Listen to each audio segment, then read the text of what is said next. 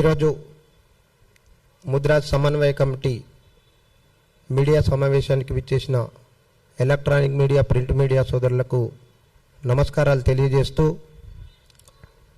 ఈ రాష్ట్రంలో అతిపెద్ద కులమైన ముద్రాజు కులాన్ని ప్రతిసారి ఏదో ఒక సమస్య వెంటాడుతూనే ఉంది. చూసుకోవడానికి పెద్ద కులమైనా కానీ సామాజికంగా, ఆర్థికంగా, రాజకీయంగా ఎదగపోవడానికి కొన్ని శక్తులు అడ్డుపడుతుంటుంటాయి అప్పుడప్పుడు.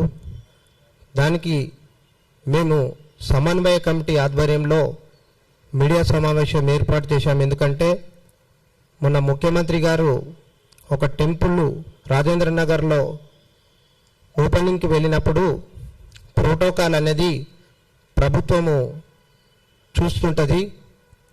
దాంట్లో మా చైర్మన్ గారు ముదిరాజ్ కార్పొరేషన్ చైర్మన్ బొర్ర జ్ఞానేశ్వర్ గారికి అవమానం జరిగింది. దాని గురించి ఇప్పుడు మా అన్న గౌరవనీయులు డాక్టర్ చొప్పర్ శంకర్ గారిని వివరించవలసిందిగా కోరుచున్నాం.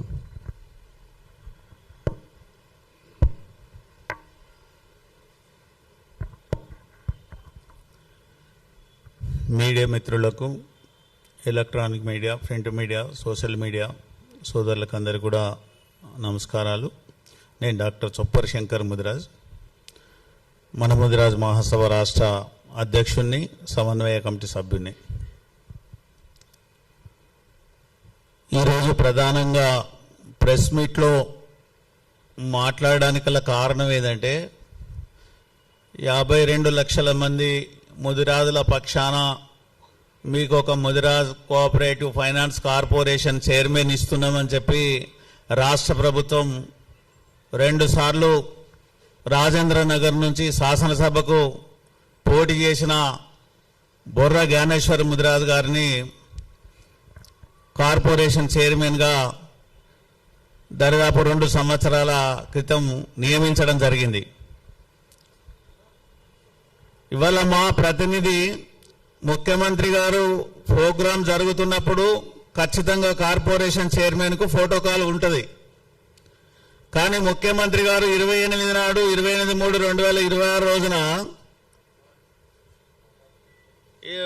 ముఖ్యమంత్రి గారు హాజరైన ఓంకారేశ్వర స్వామి దేవాలయం ప్రారంభోత్సవానికి వెళ్తే కనీసం ప్రోటోకాల్ ప్రకారం ఆ కార్యక్రమంలో ఇన్వైట్ చేయాలి, లేదా కార్యక్రమంలో పాల్గొనే విధంగా చేయాలి. కానీ అక్కడ ఉన్నటువంటి అధికారులు కానీ, కలెక్టర్ గారు కానీ, ఏదైతే మూసీ నదికి సంబంధించిన చైర్మన్ కానీ వారిని లోపలికి అనుమతించకుండా అవమానపరిచినారు. కనుక అధికారుల పైన ప్రభుత్వం చర్య తీసుకోవాలని చెప్పి తెలంగాణ ముదిరాజ్ సమన్వయ కమిటీ మేము రాష్ట్ర ప్రభుత్వాన్ని డిమాండ్ చేస్తున్నాం.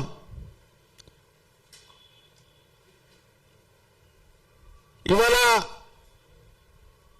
మా ఆత్మగౌరవాన్ని దెబ్బతీస్తే గతంలో చరిత్ర పునరావృతమయ్యే ప్రమాదం కూడా ఉంటుంది. అది గుర్తుపెట్టుకోవాల్సినటువంటి అవసరం ఉందని హెచ్చరిస్తున్నాం. మేము మీ అధికారులకు ముఖ్యమంత్రి గారు ఆలోచించుకోవాల్సిన అవసరం ఉంది.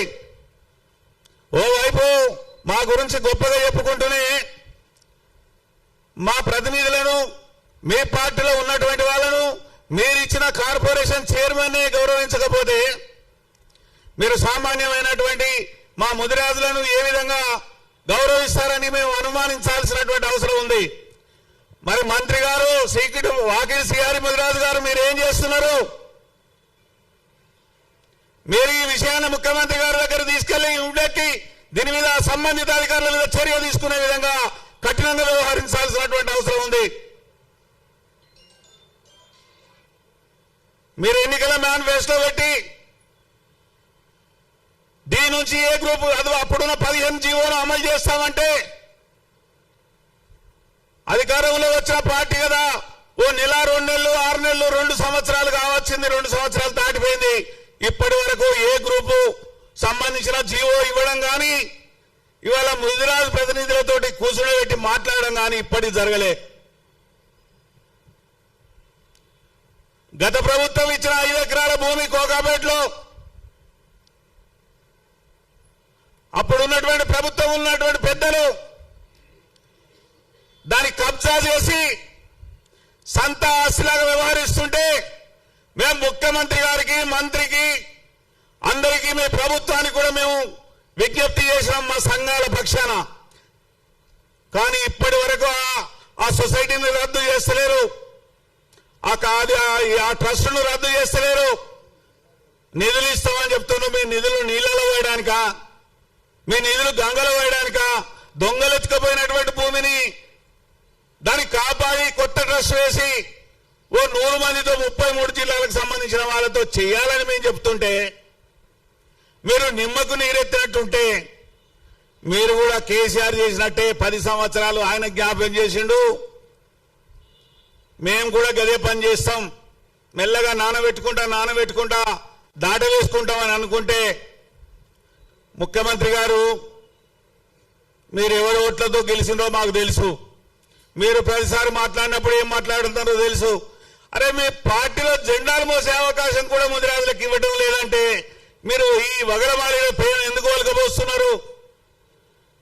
ఒక్క కార్పొరేషన్ కు పీరియడ్ లో ఒక్క ముదిరాజ్ కార్పొరేషన్ తప్ప ఎక్కడ కూడా ఎవరికి చైర్మన్లు ఇచ్చిన పాపాన పోలేదు. డైరెక్టర్స్ అయితే అసలే లేదు. ఫిషరీస్ కు చైర్మన్ వేసుకున్నారు, వైస్ చైర్మన్ అసలే ఇయ్యలేదు.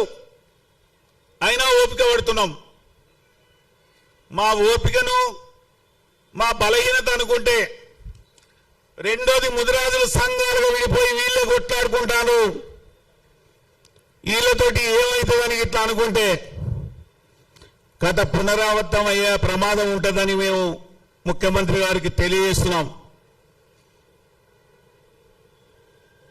ప్రతినిత్యం ముదిరా సంఘాలు ప్రజల్లో జీవిస్తున్నాయి, ప్రజల్లో ఉంటున్నారు.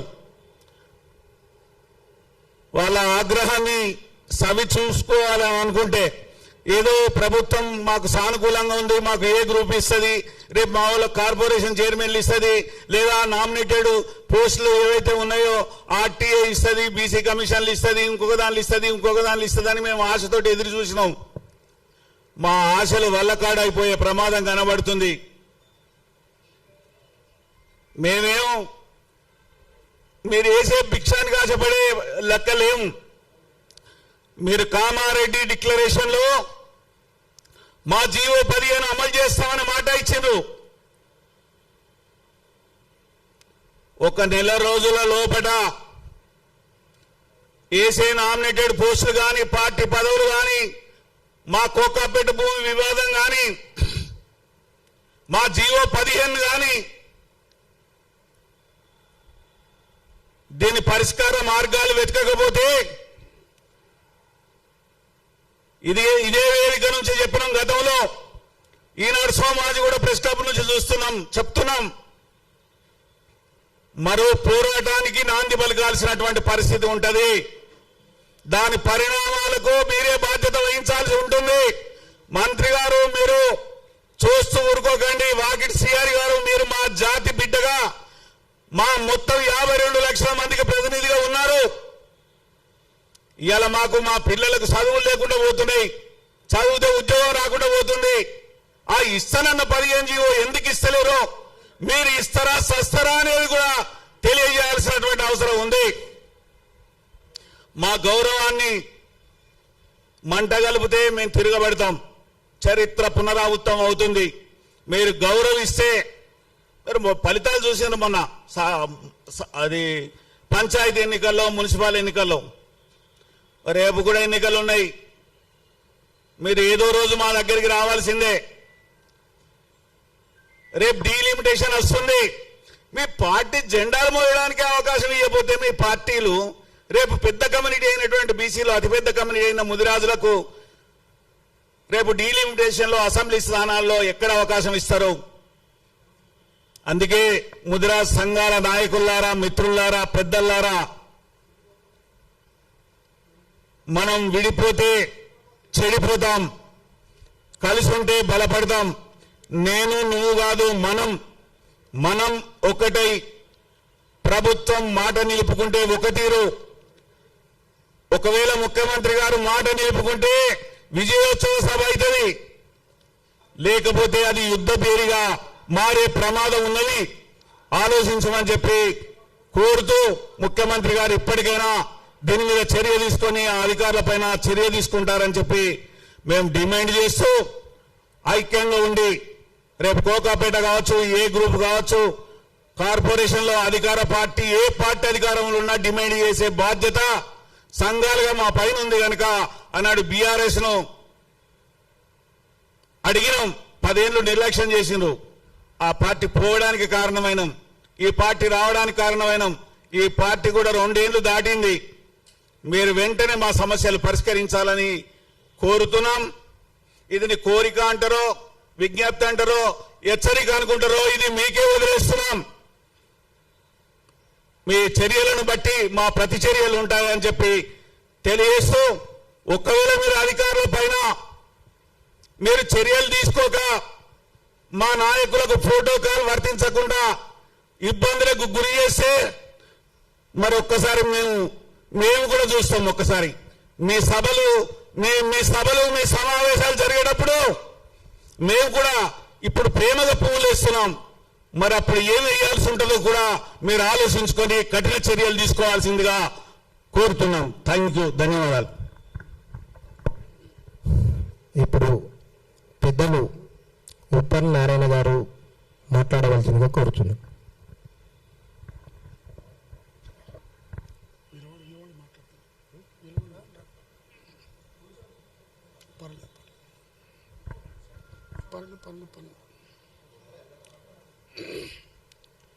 మీడియా మిత్రులకు నమస్కారములు.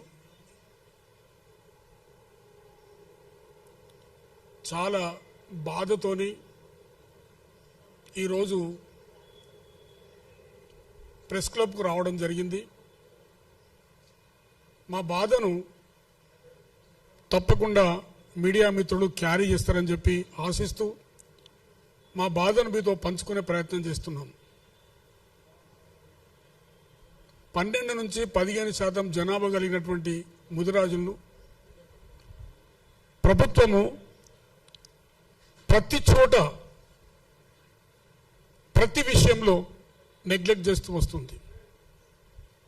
నిన్నటికి నిన్న మూసి సుందరీకరణలో ప్రక్షాళనలో భాగంగా శివాలయ నిర్మాణము మొట్టమొదటి ప్రక్రియగా మన గౌరవనీయ ముఖ్యమంత్రి గారు ప్రారంభించారు. చాలా సంతోషం. మూసి ప్రక్షాళన జరగాల్సిందే. అదేవిధంగా ఇంతకుముందు ప్రభుత్వాలు ఏవేవైతే తప్పులు చేశాయో ఆ తప్పుల ప్రక్షాళన కూడా జరగాలి. అదే తప్పులు మళ్ళీ మళ్ళీ గవర్నమెంట్ చేస్తూ ఉంటే జనంలో ఓపిక నశించిపోతుంది. అయ్యా, 15% ఉన్నటువంటి జనాభాకు మీరు ఒకే ఒక చైర్మన్ ఇచ్చిండ్రు. ఒకే ఒక చైర్మన్. 2%, 3%, 5% జనం ఉన్న వాళ్ళకు 15-20 మంది చైర్మన్లు ఇచ్చిండ్రు. మాకు పార్వెట్ల ఇచ్చి, అది కూడా ముదిరాజ్ కార్పొరేషన్ చైర్మన్. అక్కడ డబ్బులు లేవు, అధికారం లేదు. ఆ చైర్మన్ పదవి ఇచ్చి కూడా దాదాపు 1 year అవుతుంది. ఇప్పటికి ₹1 కూడా రిలీజ్ చేయడానికి ఆ కార్పొరేషన్కి ₹1 కూడా రిలీజ్ చేయలేదు. ఆ కార్పొరేషన్ చైర్మనే బండి ఖర్చు అనుకోండి, వచ్చిన వాళ్ళు పోయిన వాళ్ళు అన్ని తన సొంత ఖర్చు పెట్టుకొని ఆఫీసు నడిపిస్తున్నాడు. కానీ ఒక్క రూపాయి కూడా వేయలేదు ఇంతవరకు. ఎంత నెగ్లిజెన్స్ చూడండి. దయచేసి ఈ విషయాన్ని మీరు ప్రత్యక్షంగా క్యారీ చేయాలని చెప్పి మీడియా మిత్రులకు మనవి చేస్తున్నాను. మరొక హృదయ విదారకమైన విషయం ఏంటంటే, ఆ చైర్మన్ గారి యొక్క సొంత ఏరియా ఎక్కడైతే శివాలయము ఇనాగ్రేషన్ చేశారో, శివాలయంకి పునర్నిర్మాణం కోసం ఏదో పూజ చేశారో ఆ పూజ ఆయన సొంత నియోజకవర్గం అని అక్కడ ఉండే ప్రాంతం. అది ఆ ప్రాంతంలో ప్రారంభోత్సవం చేస్తూ ప్రోటోకాల్కు అర్హుడైనటువంటి చైర్మన్ గారిని పిలవలేదు, డెలిబరేట్లీ నెగ్లెక్ట్ చేశారు. దయచేసి ఈ విషయాన్ని క్యారీ చేయాలి. ఏదైతే అఫీషియల్ మిషనరీ ఉందో, లేదా ముఖ్యమంత్రి గారు అడ్వైజర్ కావచ్చు, లేకపోతే కలెక్టర్ కావచ్చు, ఎవరైతే ఆ కార్యక్రమాన్ని ఎవరైతే కార్యక్రమాన్ని నిర్వహణకి బాధ్యులో వారు దయచేసి ఈ విషయాన్ని నోట్ చేసుకోవాలి. ఇది ముఖ్యమంత్రి కార్యాలయం సీరియస్ తీసుకోవాలి. ఎందుకు వినలేదండి?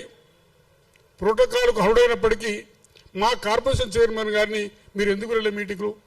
మిగతా కార్పొరేషన్ చైర్మన్ అందరూ పిలిచారు, కానీ మా వారిని పిలవలేదు. ఎందుకు పిలవలేదు అంటే అంత తక్కువ కనపడుతున్నాం మేము. ముఖ్యమంత్రి గారికి ఒక విషయం మనవి చేయాల్సుకున్నాను నేను. మా జనాభా 12 నుంచి 15% మా జనాభా ఉంది. మీరు అధికారంలోకి వచ్చింది ఓన్లీ 1.8 ఓటుతో మీరు అధికారంలోకి వచ్చిండ్రు. 1.8% ఓటుతో మీరు అధికారంలోకి వచ్చిండ్రు. ఈ విషయం మీరు నోట్ చేసుకోవాలి. ఆ రోజు కూడా ఫార్మర్ ముఖ్యమంత్రి అయినటువంటి చంద్రశేఖరరావు గారు ఒక్క సీటు కూడా ముద్రాలకు ఇవ్వలేదు. రాష్ట్రం అంతా ముద్రాలు తిరగబడితే గవర్నమెంట్ వాళ్ళు కళ ఊహించలే, ఆ విధంగా గవర్నమెంట్ పడిపోయింది. ముఖ్యమంత్రి గారు ఇది కూడా నోట్ చేసుకోవాలి, మీకు కూడా అదే వస్తుంది. ఒకవేళ మీ అధికార యంత్రాంగంలో ఎక్కడ పొరపాటు జరిగిందో దయచేసి దీన్ని వెంటనే సరిదిద్దండి. నేను మీ పత్రికా సోదరుల మాధ్యమంగా నేను అర్జీ చేస్తున్నా, ముఖ్యమంత్రి గారు మీరు తప్పకుండా జాగ్రత్తలు తీసుకోండి. ఇటువంటి తప్పులు పదే పదే జరిగితే జనం చూస్తూ ఊరుకోరు. జనం చైతన్యవంతులేరు, జనం చూస్తూ ఊరుకోరు. మీరు ముదిరాజ్ కార్పొరేషన్ ఒక్క పైసా కూడా రిలీజ్ చేయరు, 15% జనాభా ఒక పైసా రిలీజ్ చేయరు కార్పొరేషన్కు. పైగా ఆ కార్పొరేషన్ చైర్మన్ మీరు అవమానిస్తారు, ప్రోటోకాల్ లేకుండా అవమానిస్తారు. ఇది దయచేసి మీరు నోట్ చేసుకోవాలి. దయచేసి ఈ విషయాన్ని క్యారీ చేయాలని చెప్పి మా పేదవారి పక్షాన మీకు మనవి చేస్తున్నా, మరీ మనవి చేస్తున్నా. దయచేసి ఈ విషయాన్ని మీరు క్యారీ చేయండి. మన ముఖ్యమంత్రి గారి కార్యాలయానికి ఈ విషయం పోవాలి. అదే ప్రకారంగా మా ఏకైక మంత్రివర్యులు గౌరవనీయులు వాకిటి శ్రీగారు గారు నోట్ చేసుకోవాలి, ముఖ్యమంత్రి కార్యాలయం చెప్పాలని చెప్పి నేను మనవి చేస్తున్నాను. ముఖ్యమంత్రి గారు మా సమస్యలను పదే డెలిబరేట్గా పక్క పెట్టేస్తున్నారు. ఇది మంచిది కాదు. ఎప్పటికో చూస్తూ ఊరుకోలేము. మీరు అసెంబ్లీ ఎన్నికలప్పుడు పదే చెప్పిండ్రు, ముదిరాజులను బీసీ నుంచి ఏలు చేస్తా అని, జీవో 15 పునరుద్ధరిస్తా అని పదే ఎన్నికల్లో చెప్పిండ్రు. ఓట్లు వేయించుకున్నారు, మర్చిపోయిండ్రు. ఇట్లా ఎంతకాలం మర్చిపోతారు మీరు? ఆ రోజు కోకపేటలో భూమి ఇచ్చారు కట్టుకోమని, 5 కోట్లు కూడా వచ్చేసినాయి. అవి రిలీజ్ కాలేక గవర్నమెంట్ మారిపోయింది. మరి మీరేం చేస్తున్నారు? మీరు భూమి కనీసం ఇచ్చిన భూమి కన్నా డబ్బులు ఇస్తారా? వెంటనే 15 కోట్లు రిలీజ్ చేయండి భవనానికి. ఈ విషయాలు మీ ద్వారా మనవి చేస్తూ మీరు దయచేసి పేదవారి మాటలను మీ మాధ్యమాల ద్వారా క్యారీ చేయాలని చెప్పి మీ అందరికీ మరొకసారి మనవి చేస్తూ ధన్యవాదాలు. Thank you. ఈరోజు ముద్రా సమన్వయ కమిటీ మీడియా సమావేశానికి విచ్చేసిన సోదరులకు నమస్కారాలు తెలియజేస్తున్నాను. నా పేరు doctor R Vinod Kumar, Mudiraj advocate association రాష్ట్ర అధ్యక్షునిగా మాట్లాడుతున్నాను. మొన్న జరిగిన ప్రోటోకాల్ వివాదం గురించి ఈరోజు మాట్లాడదలుచుకున్నాం.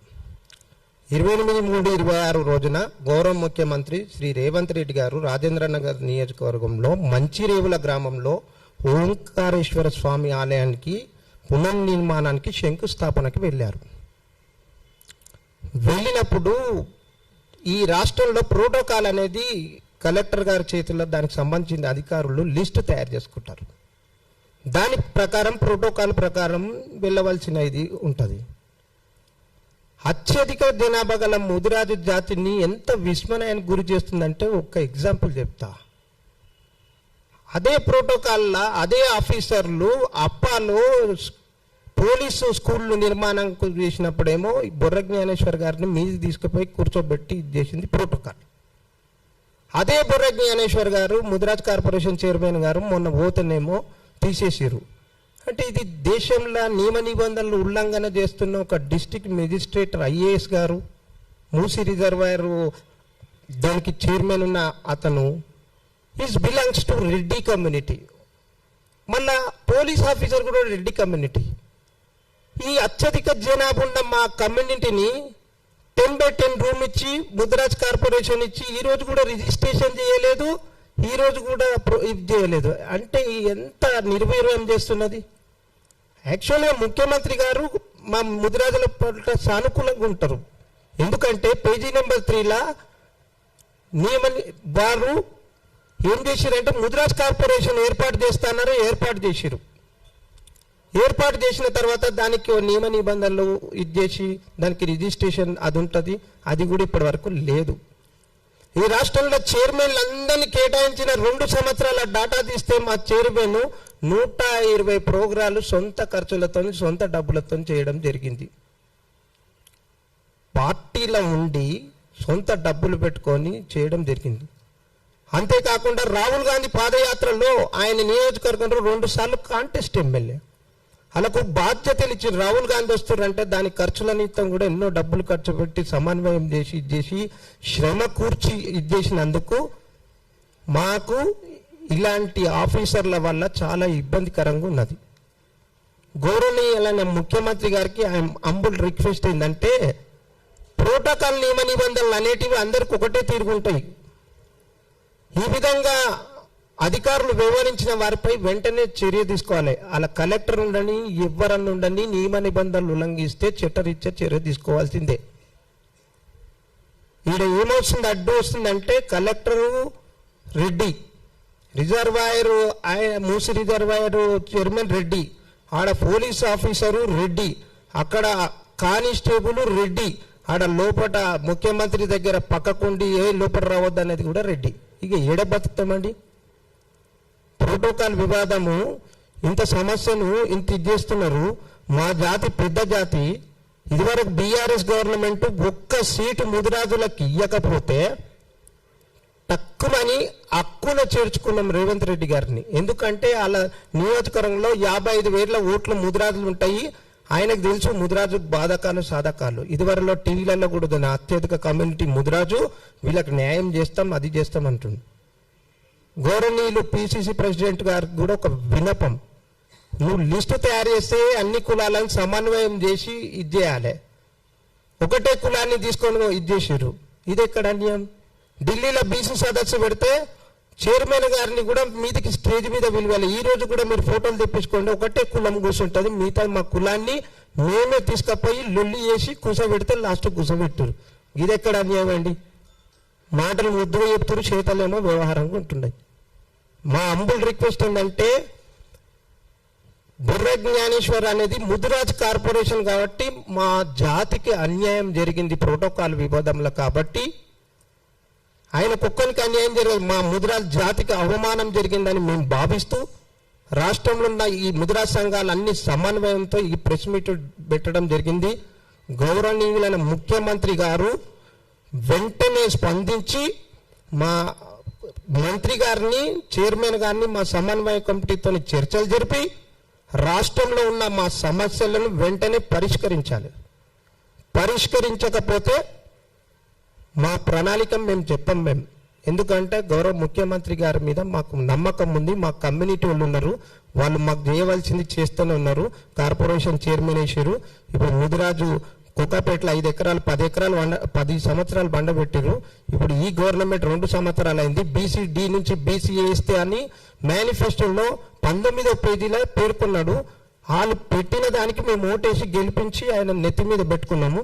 కాబట్టి దయచేసి మై హంబుల్ రిక్వెస్ట్ ముఖ్యమంత్రి గారికి ఒకటే చెప్తున్నా, మా సమస్యలు తీవ్రతరం అవుతుంది. సోషల్ మీడియా యాక్టివ్ ఉన్నది, print media, social media, electronic media active ఉన్నది. కాబట్టి దయచేసి ఒక 10 రోజులల్లో మా మంత్రి వాకిటి శ్రీహరి గారిని, చైర్మన్ గారిని, సమన్వయ కమిటీ సభ్యులతో సమావేశం చేసి మా ప్రాబ్లమ్స్ సాల్వ్ చేయవలసిన కోరుచు, ఈ ప్రోటోకాల్ వివాదం మీద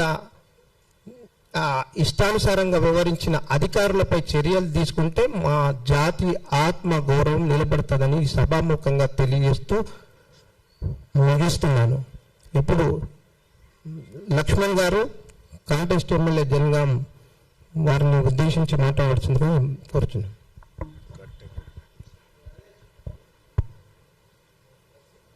మీడియా మిత్రులకు ఈరోజు తెలంగాణ రాష్ట్ర ముదిరాజ్ సంఘాల సమన్వయ కమిటీ ఆధ్వర్యంలో ప్రెస్ మీట్ నిర్వహించడం జరుగుతుంది. ముఖ్య అతిథులుగా విచ్చేసిన గౌరవ చొప్ప శంకరన్న గారు, గౌరవ అడ్వకేట్ సంఘాల రాష్ట్ర అధ్యక్షుడు, ముదిరాజ్ అడ్వకేట్ సంఘాల రాష్ట్ర అధ్యక్షుడు డాక్టర్ వినోద్ గారు, పెద్ద ఆయన డాక్టర్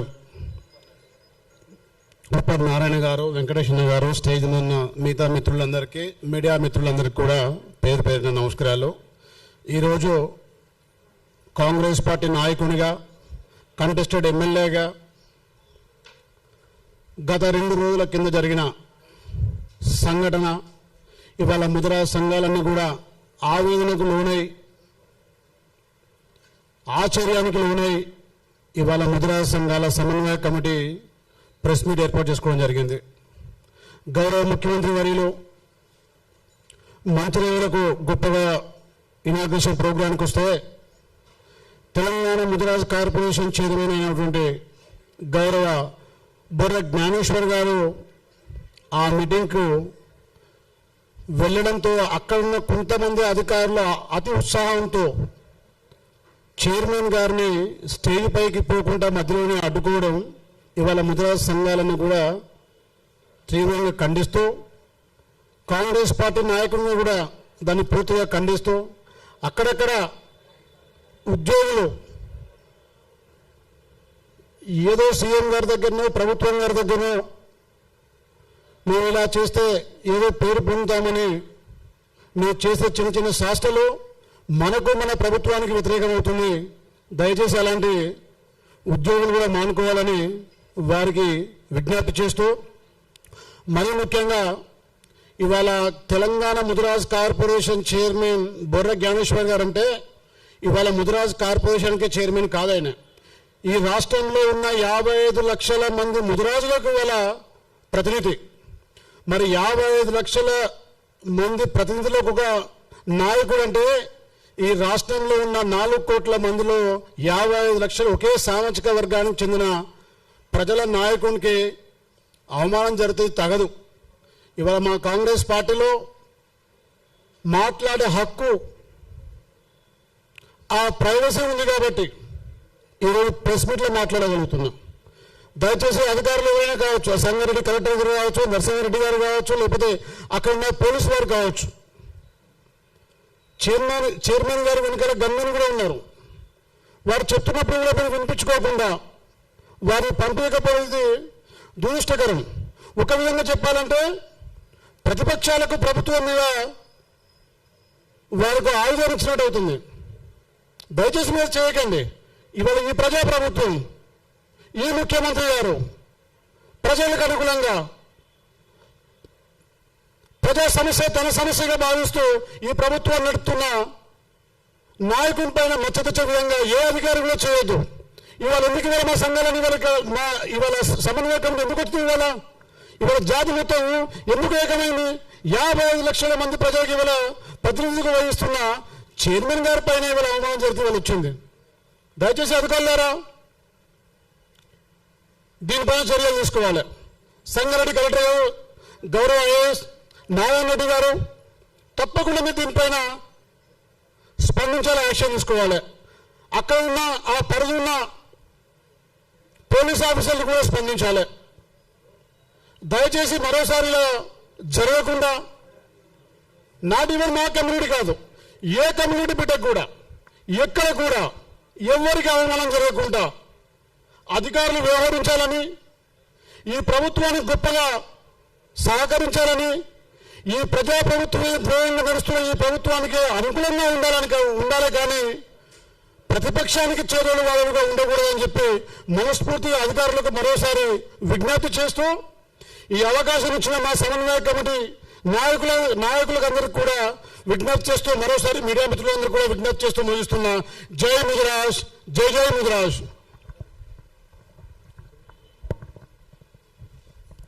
ఇక్కడికి పైన విచ్చేసిన electronic print media, social media అందరికీ ప్రత్యేక కృతజ్ఞతలు తెలియజేస్తూ ఈ సమావేశానికి ముద్రా సమన్వయ కమిటీ మీడియా సమావేశంకు వచ్చిన వివిధ జిల్లాల నుంచి వచ్చిన ముఖ్య నాయకులకు, ముద్రా సోదరులకు అందరికీ కృతజ్ఞతలు తెలియజేస్తూ ఈ సమావేశాన్ని ఇంతటితో ముగిస్తున్నాను. Thank you.